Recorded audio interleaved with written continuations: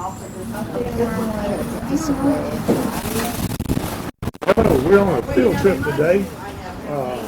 We're at Clearview United Methodist Church, 4500 block of 38th Avenue North in St. Pete. And this is the pumpkin patch. So today we're going to introduce you to Gene Beware, and Gene is in charge of this and is headed up. I believe, Gene, that this church has been doing the pumpkin patch for 20 years. 20 years, that's right. Tell us a little bit about it. What goes on here? Okay. Well, we started this 20 years ago as a small patch, and the lady that was started with introducing it to the schools. So we introduced it to Pinellas County schools, and because as long as we have an education program, they're sending the school buses here with the kids in it. So we have about somewhere between 2,000 and 3,000 students coming from schools here during the month of October. Well, that's wonderful, but the pumpkin patch isn't just for children, is it? No, it isn't. But I like to bring out the children aspect of it because the program we teach them where the pumpkins come from, how they're grown, how they're transported, and we teach them some of the pumpkin songs and some crafts, doing crafts with pumpkins, and it's a whole program in itself for the school children, yes. And they just love it. And of course, it's a big advertisement because they go home and say, "Hey, Mom and Dad, hey, we got to go back to that pumpkin patch." Okay, so that's part of it, and but we have pumpkins of all sizes, and we have gourds, and this year we have a lot of white pumpkins. White pumpkins, they're really great. You see one right here. Is this an edible pumpkin, or is it just this? Most of these pumpkins that you're seeing here are they're all edible, but most of them are just mainly for show pumpkins. They're not what they call a pumpkin pie pumpkin. I'm sad. I'm sorry to hear that, but they're great decorative. But yeah, we some people take them and make pumpkin pies. Several people come and get the seeds, and they roast them for that too. We have people that have come for the last 15, 20 years, and they brought their children then, and now the children are bringing their children, so it's a family affair.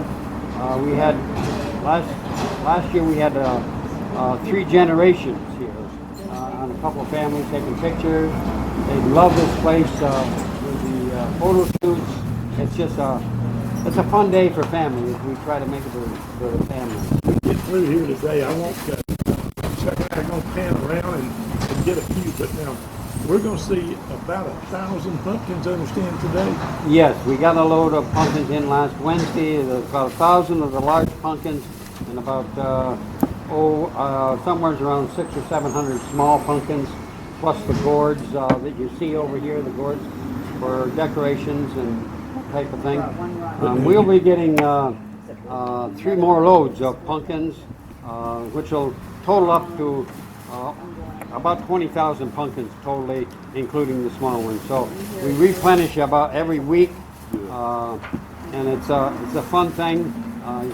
If you haven't seen the unloading of the pumpkins, it's great because we line up with wheelbarrows and wagons and people up in the truck handing down the pumpkins.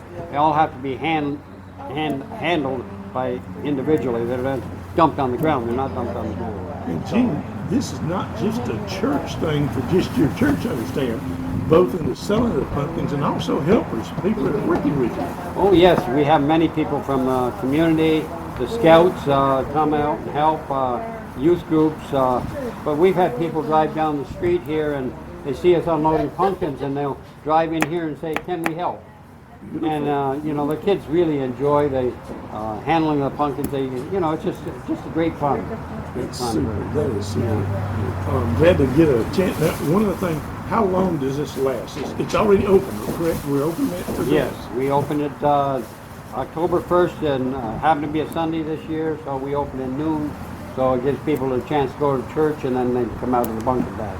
Now, when will it end?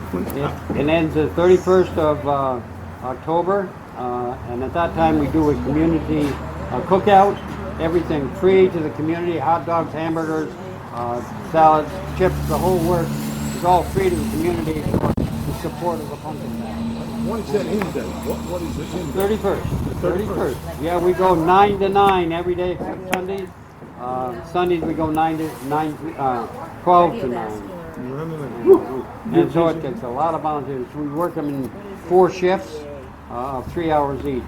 9 to 3, 3 to 6, 6 to 9. That's a lot of hours. You need a lot of volunteers, don't you? Yes, we do. Yes, we do. And we never refuse any volunteer that comes out, or anybody that comes out and wants to volunteer.